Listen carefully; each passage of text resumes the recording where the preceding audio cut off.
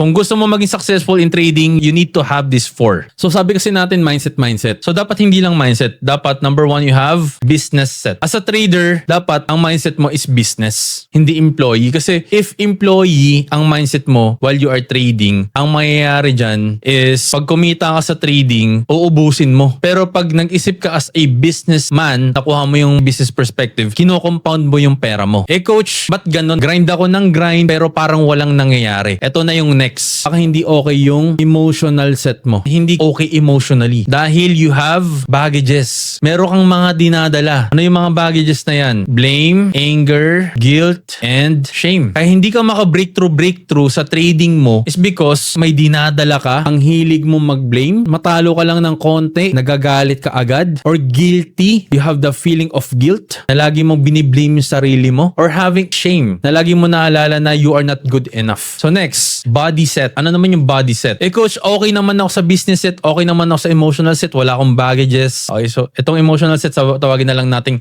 heart set. No? So ano yung body set? Body set meaning this is your physical. Because a healthy brain requires a healthy body. And a healthy body requires a healthy mind. Vice versa yan. So kung business set ka lang, heart set ka lang, pero yung body set mo, yung physical mo, you feel lousy, parang tinatamad ka na, tapos parang feel mo magkakasakit ka na, hanggang sa na-high blood ka na, nagka-diabetes ka na, tingin mo may enjoy mo ba yung pera? Take note guys, ang dami ko nakitang mayaman, especially mga artista, na talagang yumaman talaga, no? They spend all of their riches sa pagbabayad ng hospital bills just to survive. Doon na lang napunta. Let's not ignore our physical, yung body set natin. Kasi kung umiikot lang tayo sa business, for business na lang, tapos ang pangit ng relationship mo sa tao, galit ka sa mundo, lahat sinisisi mo, ay nagtitrade ka, tas kinalabit ka, ayan tuloy, natalo. Titrade ka, tas kinalabit ka lang ng kakilala mo, natalo, siya na yung sinisisi mo. Tingin ka kasi ng tingin, yan tuloy, minalas. We need business set, heart set, body set, syempre kailangan mo maging healthy.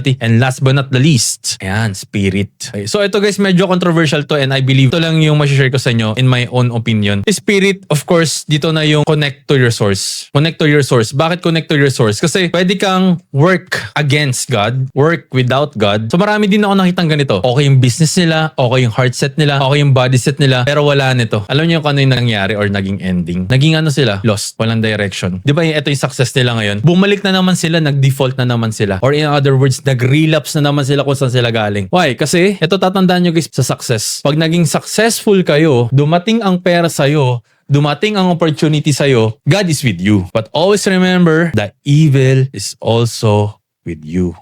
Waiting na ma-convert ka. Kaya, sinama ko na to, no? Kaya number 3, ito na yung pinaka highest level. Work with God. And ito na yung pinaka top on top. Work for God. So ba't ko nasabi ito? Kasi if you are connected to your source and you are working for God and with God, magugulat ka, mas dumadali yung trabaho mo. Why? Kasi guided ka eh. Hindi mo na kailangan isipin yung mga threats sa paligid mo. Kasi ginaguide ka na niya. Nagpapakita siya sa'yo ng sign na, alam mo yun, yung mga simpleng delay, simpleng hassle. Huwag mo na ituloy yung deal na yun. Huwag mo na ituloy yung gagawin mo. Mga simpleng signs. Kunyari, papunta ka dito, na-delay ka or na-traffic ka. Mga signs na yun. Okay? So, kaya nga sabi nila, God moves in mysterious way. Magugulat ka sa mga sign na ipapakita niya as long as you are guided. So, itong 4 na to guys, hopefully, sobrang laking tulong niya kasi it also guided me for my 9 years in career and for serving the cryptocurrency community. With this 4 quadrant, ito talaga yung core ko to stay on track.